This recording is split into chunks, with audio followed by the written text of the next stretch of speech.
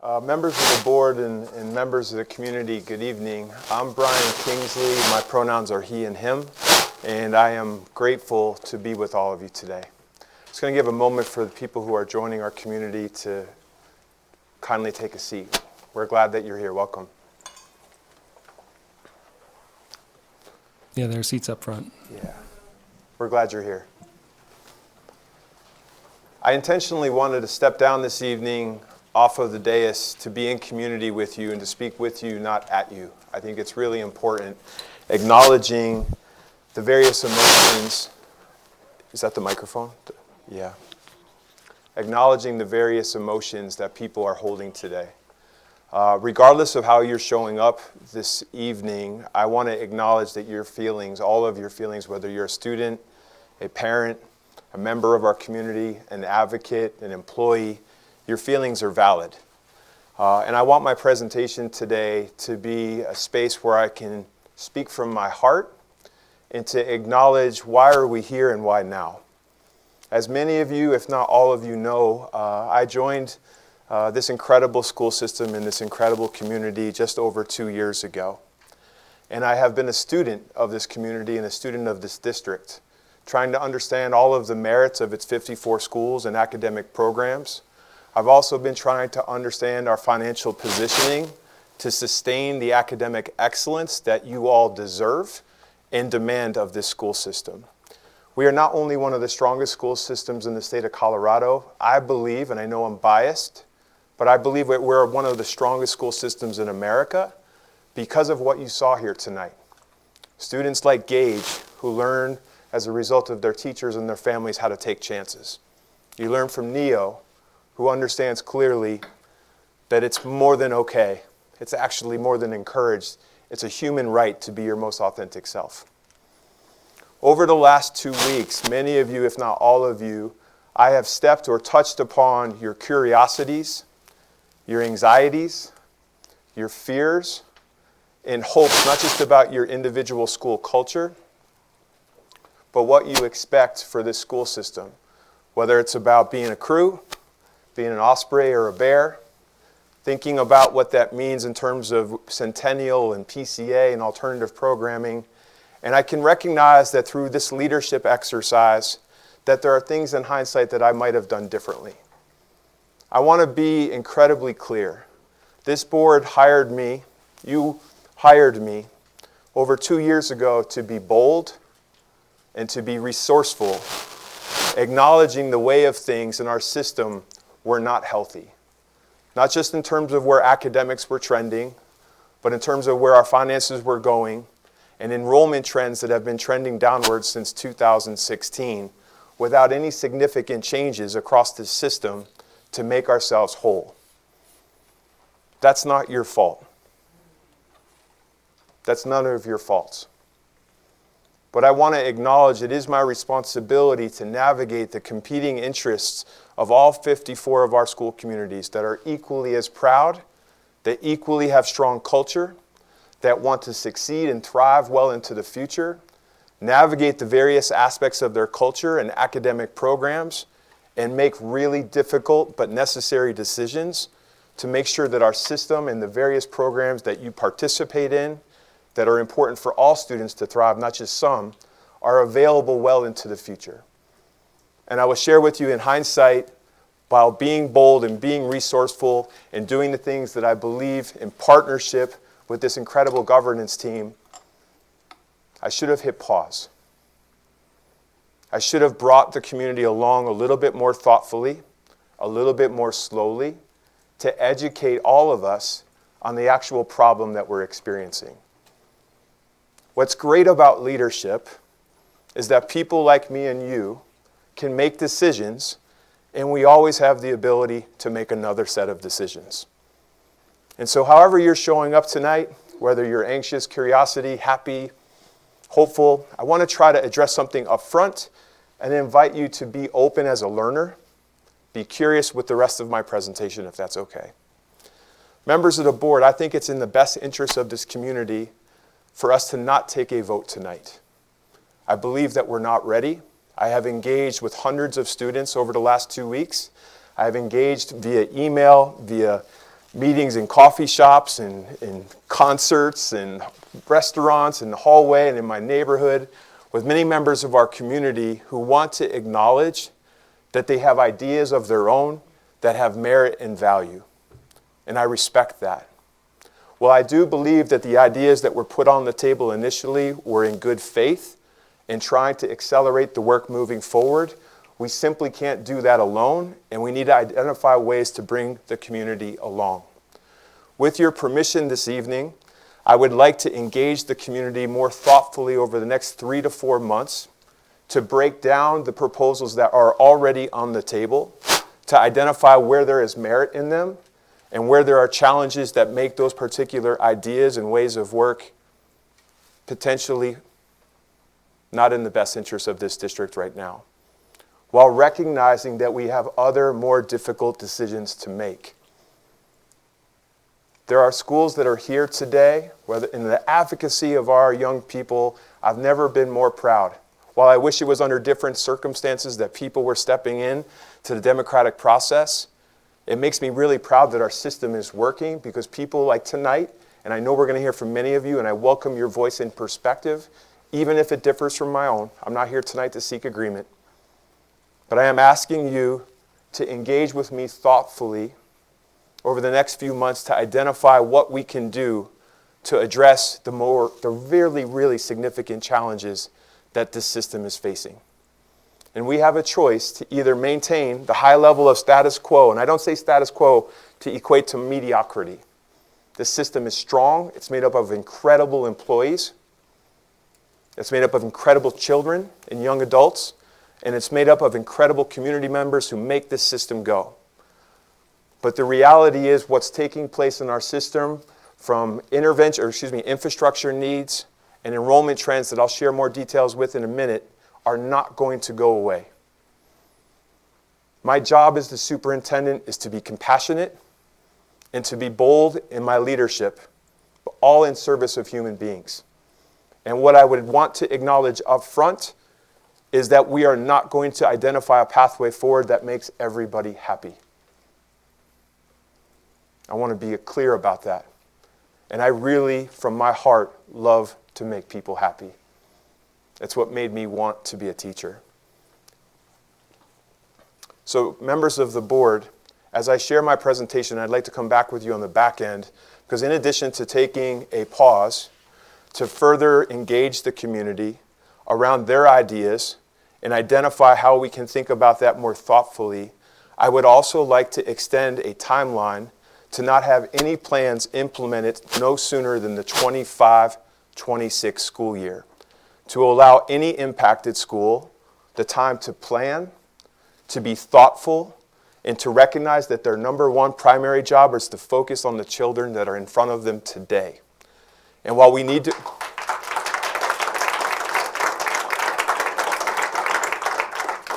I appreciate that. So if it's okay with you, I'd like to engage and jump into this presentation.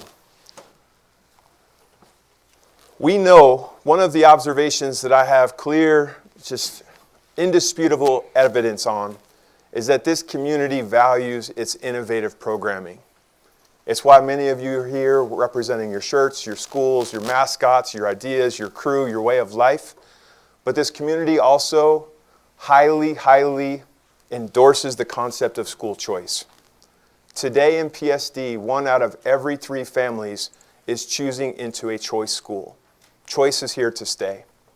But I would also share with you that our district has a fundamental belief, whether it's through its mission or its district ends, that we believe that it's not just for some students.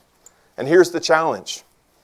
How do we ensure all students have access to the most robust programming that this district offers? There are some programs in this district, represented in this room right now, that are in high demand and the public deserves and is clamoring for more.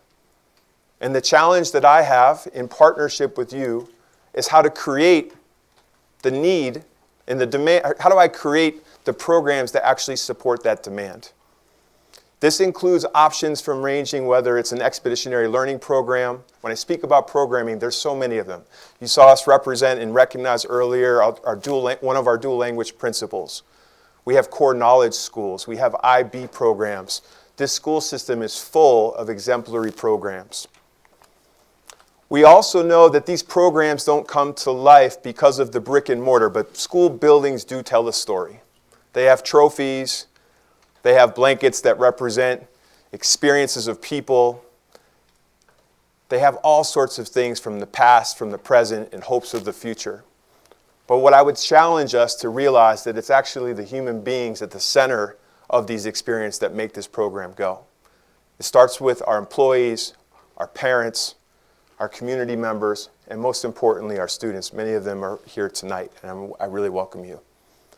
We also recognize that as we're grappling with these challenges, and I want to invite you to please be curious about this, that while we have tremendous infrastructure needs, we have to model incredible fiscal stewardship, program stewardship, and people stewardship. I find it unconscionable to be able to go out to the community and ask them for more money via taxes when we're not necessarily maximizing the assets and the resources and the people that we have in our system today. And so we have very challenging but necessary decisions to make in that space. As I shared with you earlier, I want to lead from a space of abundance, not a deficit. And I know many of you might be feeling a sense of loss, and that's okay. But this system has incredible programs. And as I've been studying them, they're in great demand. And we need to identify ways to continue to grow those programs in order to give more people what they want. We also recognize, and I'll go into more detail about this a little bit later, is that when you sum up all of the various needs from our roofs to our mechanical systems, our boilers, our HVAC systems, the potential of installing air conditioning across 33 of our schools who today don't have it, the ability to replace our playgrounds who are not at standard, the thoughts of adding a new school in Timnath, dealing with exponential growth in that community, the price tag of all of that is $1 billion. And I share that with you not to scare you or to be an alarmist, but to be simply real. Our budget today has only $800,000 of it dedicated to capital investment and repair.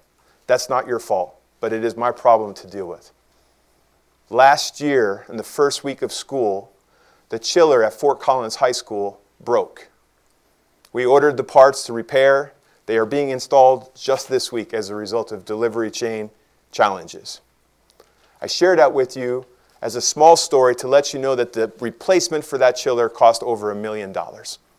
And in one day, in the first week of school, our system went into the red to replace capital investments that our children, our young adults deserve, our employees deserve, but we don't have the financial resources to do all over the place. That's not your fault, but it is my challenge to deal in partnership with you to find a way forward. Our enrollment has been declining in PSD, and it's been happening statewide. You and I are probably reading the same newspapers, watching the same news stations, and recognizing over the last 2 years, other school systems are having this very same difficult but necessary conversation. And I shared with you earlier in my introduction, while I was here and hired to be bold, what I did not want to do in my decision making to help make some of my thinking more visible. The last thing that I wanted to do is have a board meeting that put a couple recommendations of what we're considering and what we're thinking, and rather than have schools be emotional and curious towards me, to do that towards each other. What can't happen in PSD is one school lobbying another school, elevating one is more important than the other, that one is more significant than the other. And while my decision-making may be flawed in some ways, I want to invite you to recognize that I did not want people to deal with that. And I'm still nervous that it will still happen, knowing that the changes that have been proposed are not the only changes that we need to make, or if there's other decisions that come up as a result of new ideas from the community, there's more scenarios that we have to contemplate. But the enrollment trends are very real, and they've been happening since 2016. I would also share with you that Colorado's funding model for public education funds districts on a 5-year per pupil average, which is a good and a bad thing. In the event that there was ever an emergency where we dealt with a natural disaster and the number of students that were in our district changed significantly from one year to another, the state doesn't punish school systems because it looks at how many students you've had over a 5-year span. That's the positive aspect of that. The negative aspect of a 5-year averaging budget cycle is that it allows leadership, people like me, to kick the can down the road for somebody else to deal with a decade from now. And I would tell you that we can't wait any longer. Since our district uses a student-based budgeting model, and because Colorado funds schools on a per-pupil basis, declining enrollment can result in fewer programmatic offerings in schools. It's probably easy to identify that many of the schools that we are talking about this evening that are present here tonight or next door are some of our smallest schools in the district. It's not because I want to pick on small, unique, thriving schools. I need to figure out a way in partnership with you and in partnership with this Board of Education to ensure that they are viable well into the future. And as we deal with future budget cuts, that they are not in the crosshairs of being prioritized as something that needs to go away. Many students, many of you, thrive in these particular programs, not just because of its size, but because of its culture. Of the hundreds of students that I've spoken to in the last week, you feel seen. You feel heard. Maybe it's for the first time that you feel seen and heard. And you don't want to be a number, you want to be a person. All of us have stories, including me. But the reality is the size of our schools does, in some instances, matter a lot in terms of the resources that we can provide, like school counselors, our specials, art, and music, and physical education, other types of programs like intensives in small class size. Those things are not free. And that is not me equating you or your school to a number, but in order to make those things viable, not just for what you have today, but to ensure more people have access to them, it requires us to think thoughtfully and differently about our school budget model.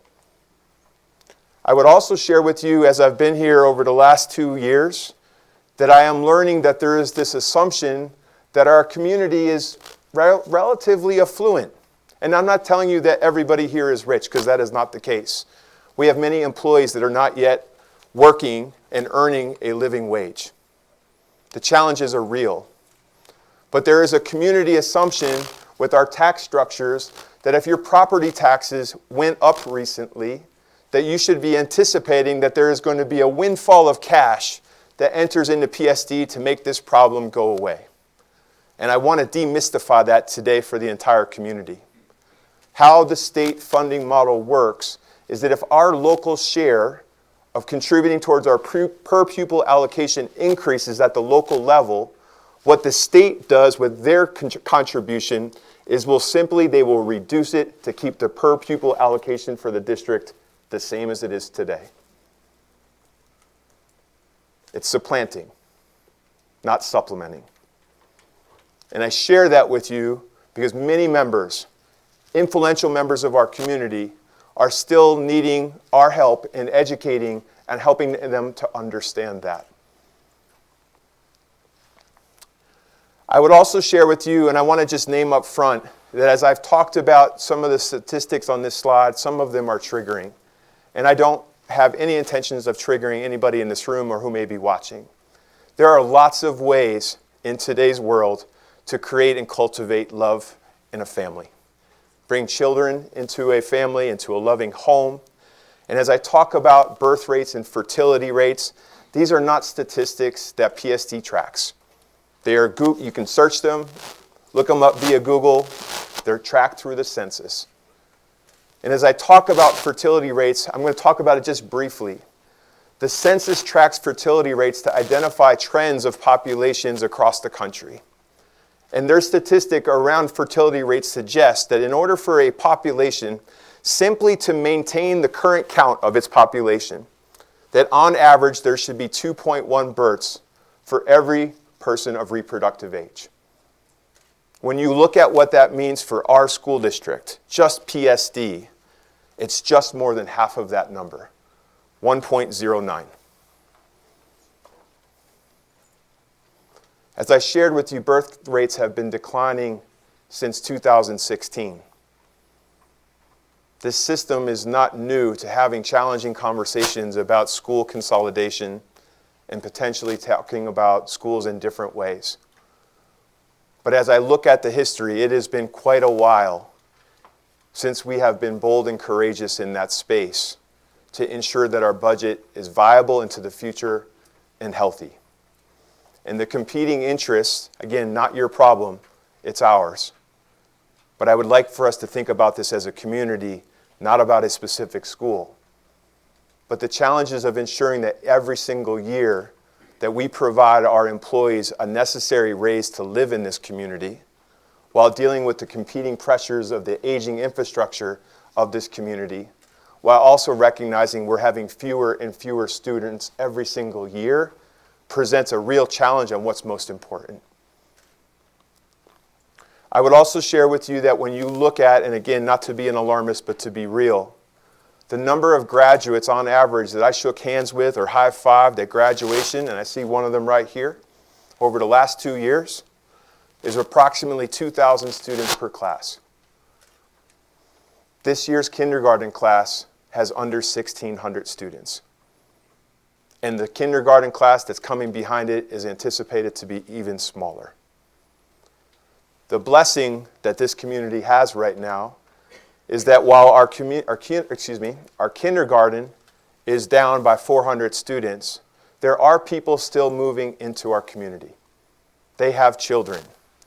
But what I would generalize, and I'm not a statistician in this space, but when I look at our data of where we're having unanticipated higher enrollment than what we thought, many of the families that are moving into our community for the first time are a little bit more well-established to be able to afford homes in this community and have older children, which is the reason why our high school enrollment today is higher than what we thought it would be.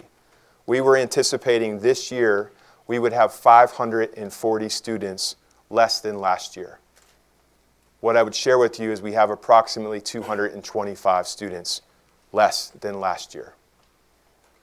225 students represents one of our elementary schools. It's more and larger than some of our alternative schools. It's not insignificant.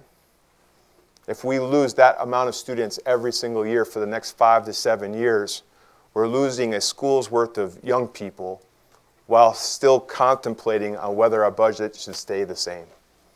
And I just want to be honest, as a former math teacher, it's not possible. I would also share with you that this is not PSD specific. When you look at the trends for future decades across all of Larimer County, what you are seeing is that we are having an aging population, and I say that with love and respect.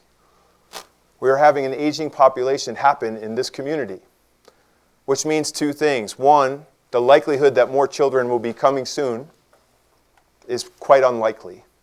I believe in future decades that will change. Gentrification takes place, things happen, but it's not anticipated for the next decade or so. I would also share that another part of this that is interesting for us to be curious about is that the members of the voting public in this community, most of them don't have children in PSD any longer. They're proud alumni. Many of them I've talked to over the last couple of weeks from many of your schools. And they are looking to this district to make hard but necessary decisions before they provide us additional tax dollars, knowing that there are people financially strapped in this community, that in order to invest in education, invest in PSD, they're looking for us to make the hard leadership decisions that are necessary to show that we're leveraging all of the various buildings and programs and human beings that are incredibly brilliant and talented in this district. And without doing those things, the likelihood that we're able to garner that community support will be more than challenging. And I want to also recognize another important challenge. Excuse me just for a quick second.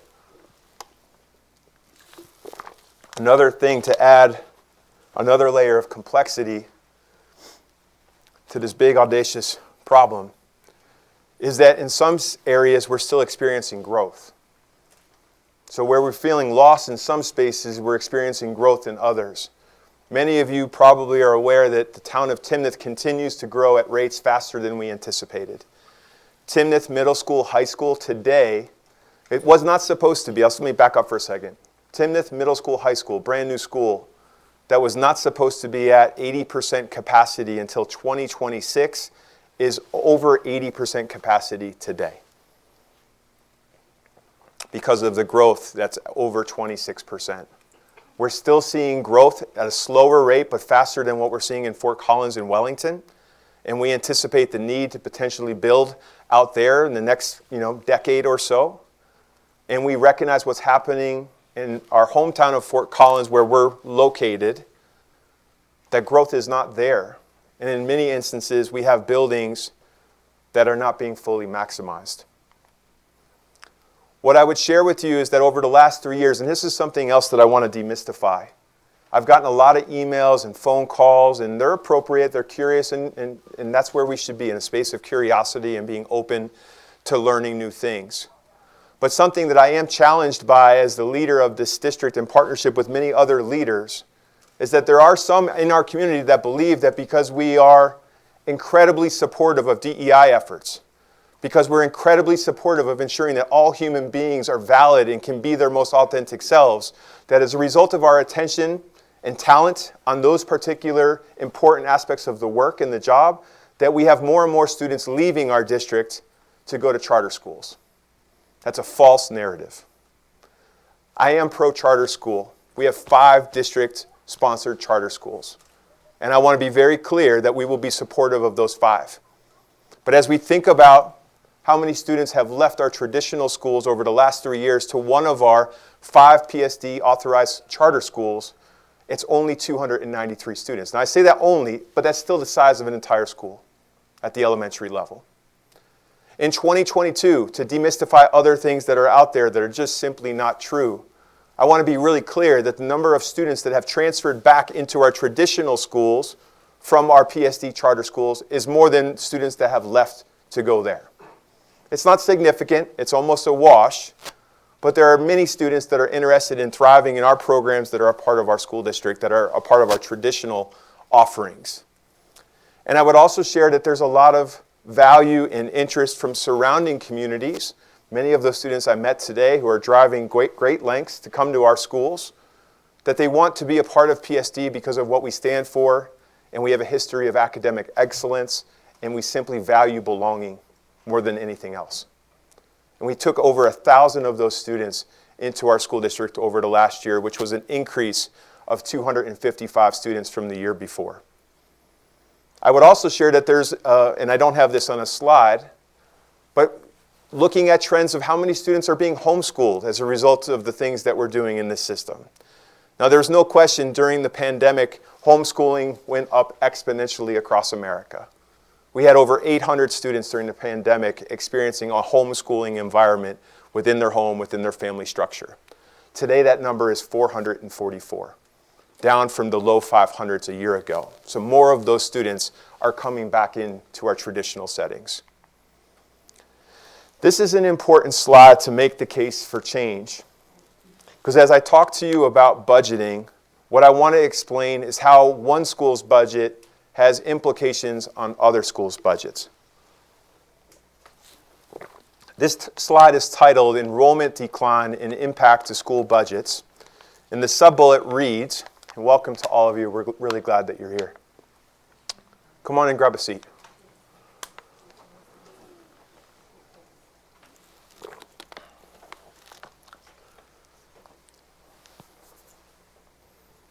When you look at this slide, the sub-bullet says, as enrollment declines, PSD subsidizes the student-based budgeting allocation that school receives.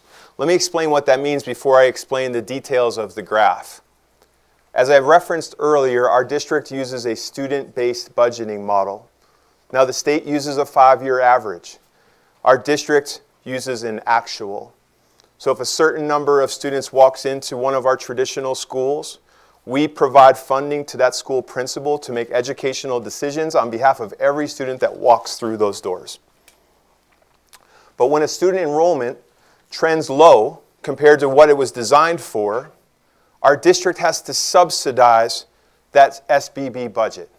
And subsidies means provide more dollars to ensure that our district ends and our district promise to ensure that all students have access to electives, that all students have access to mental health care and school counselors and core teachers and principals and assistant principals.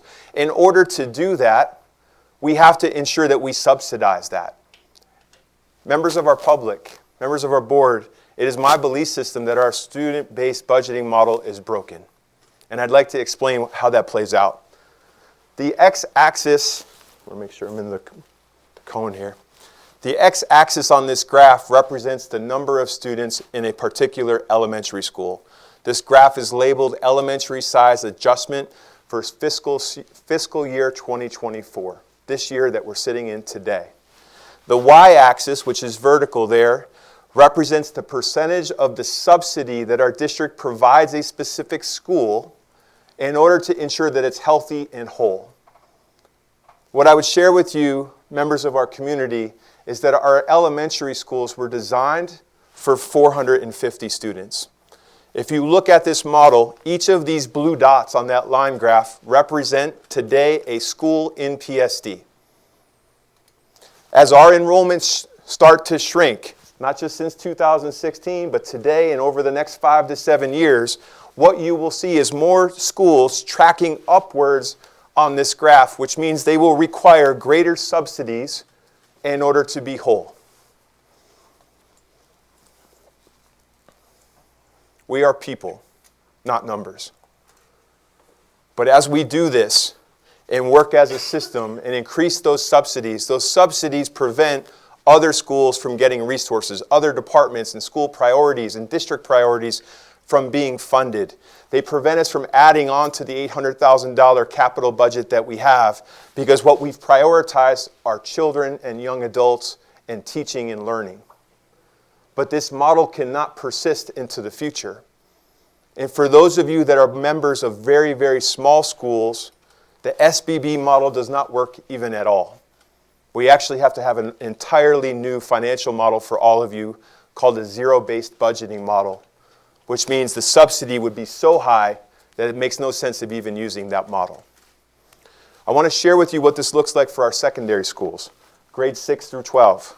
Same concept on the graph. This graph is labeled enrollment decline and impact to school budgets. This is about secondary size adjustment for the fiscal year 2024. The x-axis, again, represents the number of students in any specific school, and the y-axis represents the subsidy that PSD provides out of its own budget to ensure that school community is whole and can continue to offer the electives, the intensives, the smaller class size, the various school counselors that it deserves in order to actually function and make sure that your culture thrives. As you can see, we have one school, an outlier, that is funded at a subsidy level of 25% over its SBB model because its student enrollment is under 300. These schools were designed to be built around 700 to 750 students. And most of them are trending in the 500s, moving to the 400s, knowing an elementary cohort is coming up through the ranks, which is going to push them into the 300s. I share that with you not to create alarm, but to be a realist that our model needs changing.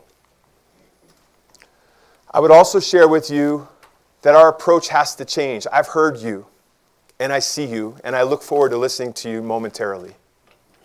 But there are 3 fundamental things that we need to do while ensuring that the dialogue and the engagement with you becomes deeper and more meaningful. That is my commitment to this community. But we must think about reimagining our program placement. We are, in the next year, when a new board comes on and gets settled, are going to need to have very courageous conversations around attendance areas, which means our boundaries. Which also means that there are more schools beyond the ones that have been named, and I'm saying you've been proposed, named. We're going to reconsider that based upon community feedback, so I want to be very clear about what I'm saying here. But in addition to schools like many of yours, there are other schools that will have to be identified that are struggling with their enrollment trends, that their budget is not sustainable, that we may have to completely consolidate. I share that with you because the conversation in this first phase of work has been around iterating, evolving, reimagining. The other aspect of this work is about completely consolidating altogether. It doesn't mean one is more painful than the other. They all hurt and lead to people feeling a whole range of emotions, and all of that is valid. And while we approach that work thoughtfully as a community, we're also going to need to figure out, and this is where I would invite you to see us adjusting to what you desire in good faith, because you're important. You are the people that we serve. But I also want to ask you, and maybe I'm being too brave right now, but I also want to ask you that we have to garner more community support for public education, not just in this district, but across the state. It is not your fault, but you and I have to deal with the complex scenario that out of all 50 states, the state of Colorado funds public education at number 43. It's not acceptable. We are in a community of abundance. We are well-resourced, but we are experiencing pain in providing services that are thoughtful and important to our youth. So I would ask you to be curious about how you can engage in enrolling other people to be supportive of that. Oh, I went backwards, I apologize. So here is my promise to you as a shift in addition to the changes that I have outlined in my introduction. I want to put together, we will put together in short order, a steering committee that consists of students, staff, and family representation to be formed to begin to engage the community around other ideas that have merit and value around how to address this incredibly complex challenge that is centered at PSD. It's not just a PSD problem, it's happening all across the country, but we have to deal with it within our local context, within our local values, and make very hard decisions. More information about how to become a part of that steering committee will be rolled out in the next couple of weeks. It won't be rolled out tonight. You've asked for a pause. I'm asking for a pause to be thoughtful and not just put something into the universe tonight that's not meaningful and truly engaging and actually super authentic. This cannot be disingenuous, and we need to think about how to do that together. So more information to come on that. I would also charge this committee to ensure that there is a convening of multiple listening sessions across the entire district to gather feedback. These listening sessions, and I want to just really hone in on here because this is really important. Engaging with you is a priority. We have as a system a sense of urgency to engage, to listen, and to be thoughtful about what your ideas are. But the events that are scheduled as early as this Thursday and into next week, we are going to cancel them at specific schools, and we are going to relaunch community-wide listening sessions that impact all of our schools, knowing that this is not just about the 5 schools that I previously mentioned. This is about other schools as well. And so I do not take my cancellation as a means of not wanting to engage with you, but this is bigger than the schools that have been referenced, and other members of our community have the right, just as you, to be engaged. And I want to invite you to re-enroll in those opportunities if you're interested. We can certainly benefit from your presence. These listening sessions will be scheduled over the next few weeks, over the next several months, and they're going to be open to all members of the PSD community. And more information will be shared in short order, both on our website, and we will send out information to every member of our school community to ensure that you're aware of locations, of times, so you can thoughtfully plan with your families. And many of the students who are listening and here in person, you are invited to be a part of those sessions as well, okay? Let's talk a little bit about another part of this process. We talked about reimagining program placement. I'm only simply reorienting you in the community to what has already been put on the table. I am not restating this to poke at you, to ask you for your agreement. I'm simply restating for the community's understanding what has been put on the table and why, so we can make sure that we're clear that if there are other ideas of how to make this work or counter suggestions to think about this differently, we want to ensure that those listening sessions flush out that best thinking. But when we look at our district, and thinking and leading from a place of abundance, a place of strength, not a deficit, one of the programs across all of our 54 schools that is in great demand, which has a waiting list in every single grade, kindergarten through 8th grade, is Polaris Expeditionary Learning School. It's in great demand, not just because you're Crew, not just because of the building that you're in, not just because of your intensives, but it's because of your way of work. Your idea of learning through adventure is contagious. The culture, people feel seen. They feel heard. The relationship that's two-way between your teachers and you is significant. And when I think about and meet with community members who want more of that, I validate that based upon my own experiences of going into the school myself, observing presentations of learning that have been just experiences and memories that I will never forget, and being a part of graduation experiences where you can visibly see the significance of not just the maturity, but the depth and the level of learning based upon the experiences those students have.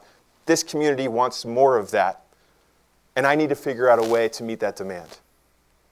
I would share with you that when you look at who are and what are the demographics of the students that are on the wait lists at Polaris, a lot of those students are living in the Olander community. They're living in the Blevins community. What I would share with you, and I will be vulnerable, that the three schools are actually competing with one another. Project-based learning at Olander and at Blevins has originated with trying to identify ways to get the community to engage and see them as something that competes with expeditionary learning. They're not the same.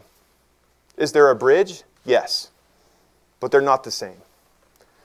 And so the proposal that was put on the table that I want this community to continue to grapple with was to move the K-5 program of today's Polaris Expeditionary Learning School to Olander and become Polaris at Olander.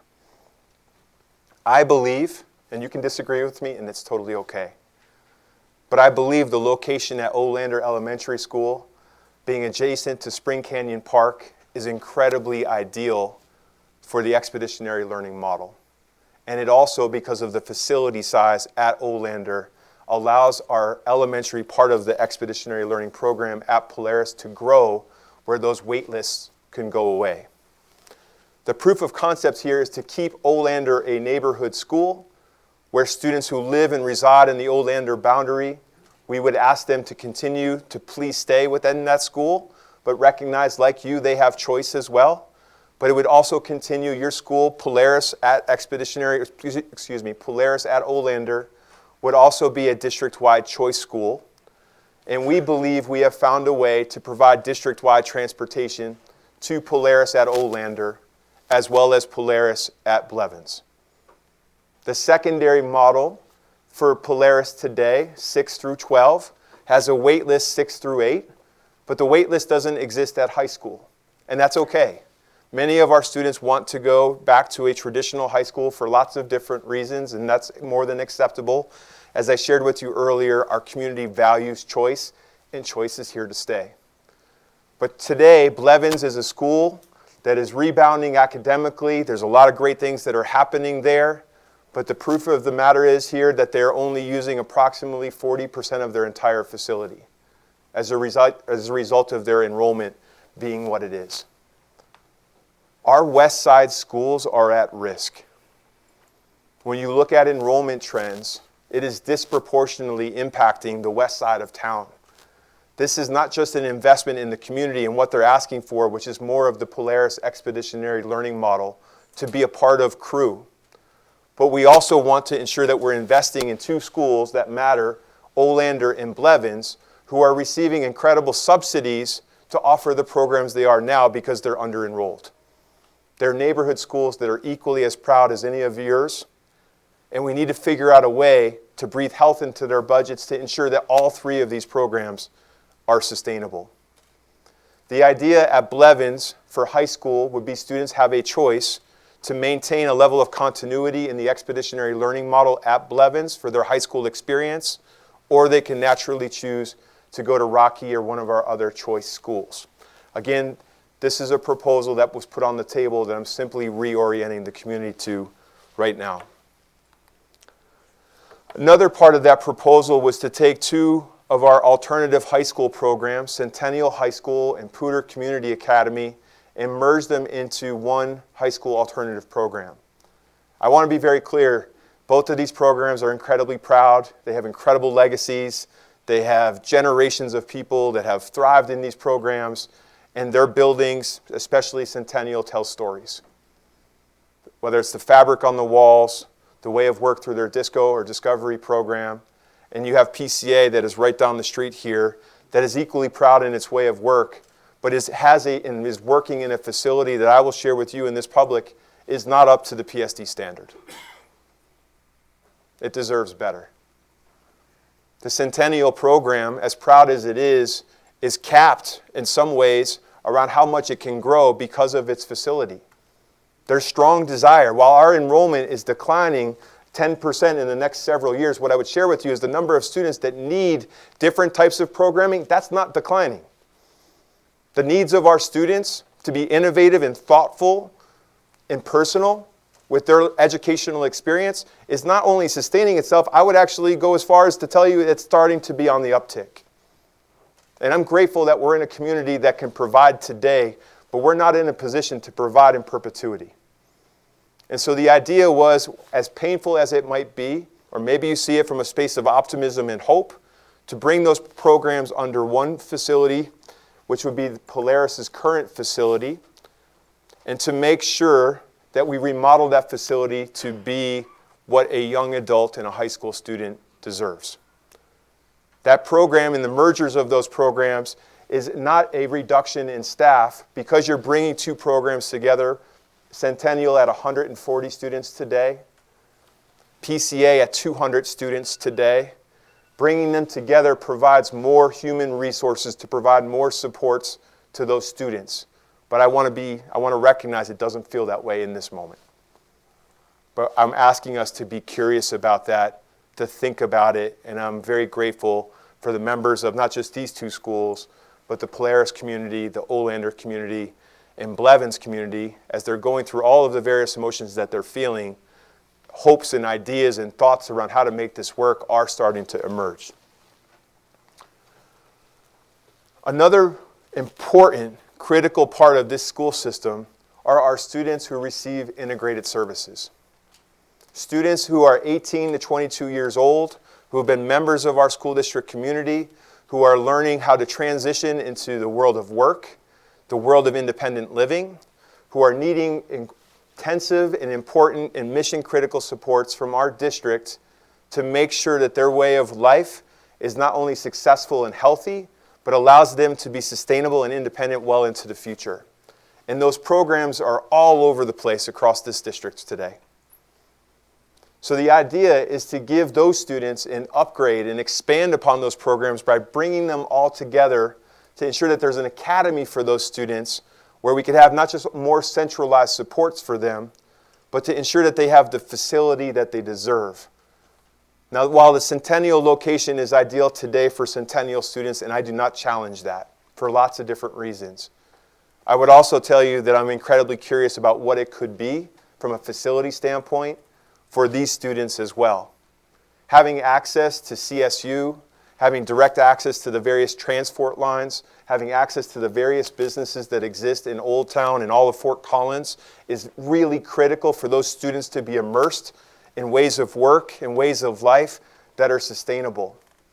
The Community Connections program today, which is a building in the parking lot at Rocky Mountain High School, like PCA, does not meet the PSD standard. During the recession and during COVID, the transport line that was adjacent to that program went away due to reductions in transport services. Those students are walking several blocks to engage and access our community. That's not your fault. It's just the reality of problems that we must deal with, and from an equity lens, prioritize those students and their needs at the same level that we prioritize all of yours. We have a Cooper Home program, which is actually in a home that is designed to be both a classroom and a living area to help students actually deal with the duality of both of those experiences. With this particular proposal, we would sell that home, which is valued today at just under $600,000, and reinvest the savings from that, which are one time, and it's not a significant amount of money, and it does not address the $1 billion of need or the 10% of declining enrollment, but it does help us create upgrades to the various facilities that we're talking about in these particular proposals. Our district also has various leases in strip malls across the community for office space and other programs that serve our integrated services students, that I would challenge you in this community that we don't need to have leases when we have buildings that have space. And so the idea here is not just to bring these communities and groups of students together, but bring all of the wraparound services with them at today's Centennial High School facility. So what I would share with you, in addition to those that were proposed, there are harder but necessary decisions that are still needed to be made.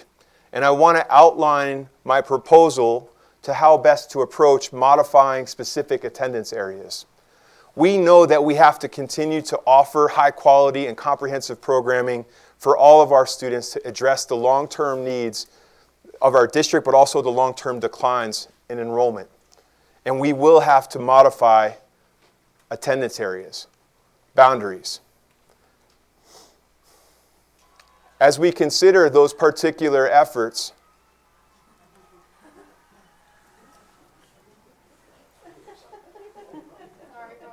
that's okay. I don't know if that's a good thing or a bad thing. I'm going to take a drink of water. From my heart to yours, I really appreciate you and your attention tonight. It means a lot to me. I know this isn't easy. As we go through this process, there are other programs in this district that we need to find space for. As you know, the governor rolled out universal pre-K in the last year. And we're going to need to identify ways in schools where we expand universal pre-K programs for students that are in those particular age groups. As we continue to focus on ensuring that all of our students don't just graduate, but they graduate with options, whether that's a 4-year program, a 2-year program, going directly into the workforce or the military, career concepts that are built around career and technical education, we have the desire to expand those programs across the district. And whether that's in satellites or different types of schools, we want to identify spaces where we can continue to think differently about CTE. Our district today has a policy around how to approach this. It outlines the spirit of what we need to do. What I want to outline for you tonight is the process in which we will accomplish it. But that district policy is policy JC. We believe that modifications to attendance areas, and I want to be really clear, similar to what I proposed to the board, and we will see at the conclusion of this presentation how they feel about it, but I believe they should not go into effect any earlier than the 25-26 school year. That's not next year. I want to be clear about that. It's the year after. So this would be the following process. We will take attendance areas, we'll evaluate them, and we'll have community engagement processes similar to what you and many others will experience over the next several months to gather input from students, staff, and members of our community and our families. From that, our district will have to synthesize those ideas, identify trends, identify where we believe that there's merit, where we have more curiosities and questions about, and bring back to the Board of Education a recommendation, not to vote on, but for feedback, that would include consolidation of schools. Recommendations will be based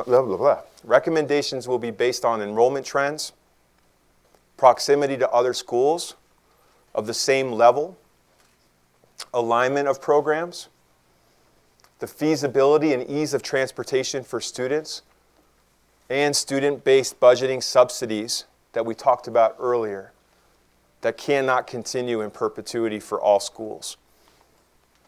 From there, we will have community meetings to gather feedback on that proposal that went to the board following their feedback. We'll get your feedback. We'll think about what that looks like in terms of recommendations for consolidation, the impact on families, on staff, and neighbors. We'll also make sure that that community feedback allows for further modifications to be made and ensure that that is also made publicly available in various forms for people who cannot come to those community engagement sessions. We want to ensure that they have a voice. We will ask the Board of Education, most likely in the year ahead, and we will, as the new board gets settled in the next couple of months, we'll have to kind of converge and identify where we are on that. But I believe it'll be really important for the Board of Education to take action by resolution on recommendations presented by the district within the next school year. School consolidation committees would then be formed to help ensure that any of the impacted schools, that we're walking alongside people that are impacted, to make sure that they have feedback on how we can make that better, knowing that that is going to be a very, very difficult experience for this entire district. As I share with you, and I will close with these last couple of slides, that while we need to deal with these changes and challenges, we also are going to need to engage the community thoughtfully, to invest in our facilities, to improve our facilities, so every single school, not just some of our schools, are at a standard that we can all be proud of. In order, and as I shared with you in my introduction, I've only been here about 2 years. And another reason why we're here now is that I've spent the last several months with this team and with this Board of Education studying the infrastructure needs that exist. Like, how much will it actually cost to put air conditioning in our 33 schools that don't have it? How much would it cost to have a thoughtful roof replacement program, a playground replacement program, to ensure that all of the safety upgrades on our doors and single points of entry are at a point where we all can be proud of, feel safe, and not worry about the future of our district? We hired a third-party independent company called McKinstry to help with that analysis. And as I shared with you, the life and replacement cycles of all of those various things, whether it's air conditioning, all of our mechanical systems that are outlined in our facilities condition assessment, the retro commissioning, which helps us think differently about how to pay for these things and ensure that they live a longer living shelf life.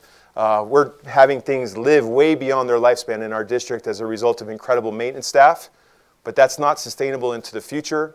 And we also know we have community and state values that are around sustainable energy and future. And as we think about that, what that means for our future, all of those investments, including a potential new school in the community of Timnath, costs over $1 billion. To be more specific, when you look at our air conditioning efforts, that if we wanted to, as a community, to ensure that every school, every classroom, every building in PSD had air conditioning to improve their work environment, to improve the learning environment, and to provide greater access to our schools, not just during the school year, but all year round. Students, don't be scared. Every school is not going to be a year-round school. But I want to share with you that it has a price tag of $199 million to $268 million when you consider inflation.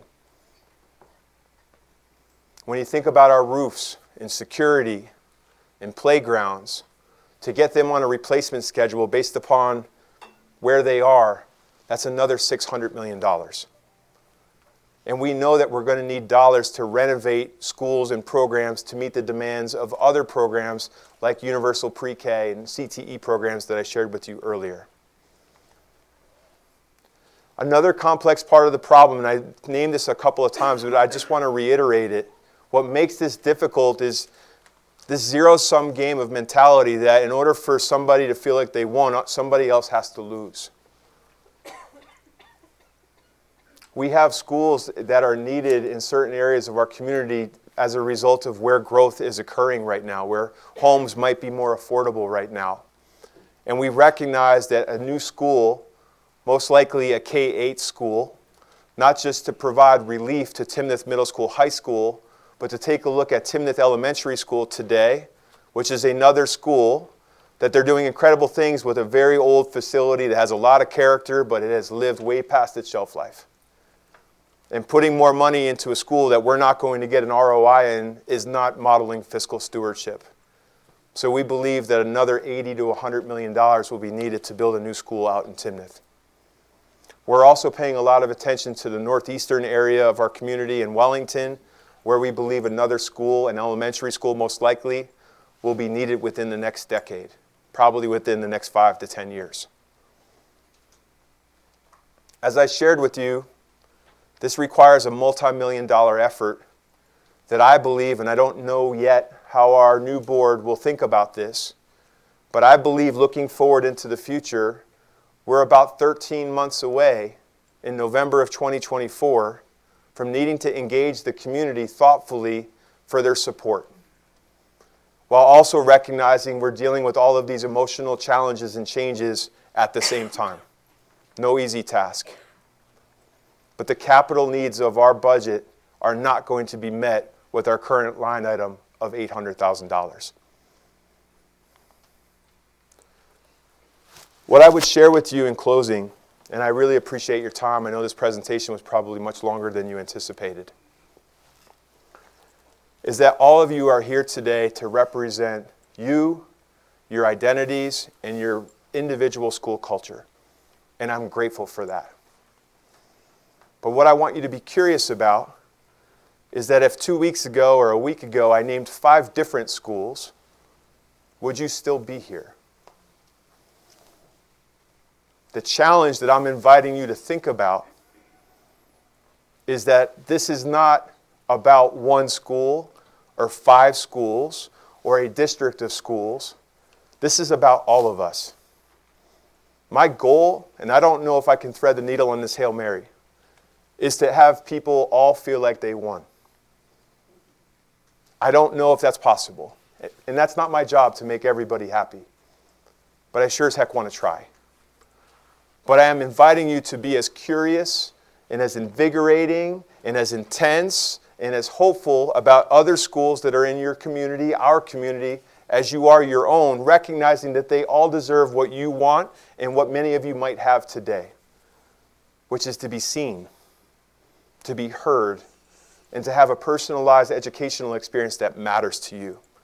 For the students that are in this room and that are listening, I am so proud to be your superintendent. The advocacy that you have exemplified, not just to me, but members of this community, whether it's at the weekends, in our parks, being here, about to ask questions and offer comments, that is what learning in this district, in this community is about. So however you stand and however you feel, I'm here for it and will hold space for you. But I just want to invite all of us to recognize that this is bigger than our t-shirts. It's bigger than our mascots. And those things matter because they are a part of who we are. As an educator, I still have a t-shirt for every school I worked in. 10 years ago, during a recession, I was sitting in your seat talking to another board in a different community because I was a principal of a school in your position. And I didn't understand why. Because what we were offering was great. It's hard. And I care about you, and I will try to do this work better as a result of your feedback. And members of the board, I thank you for giving me the time and the space to engage the community thoughtfully. It's what they deserve, and I am hopeful you are seeing a response to what you have been asking for. So thank you very much for your time.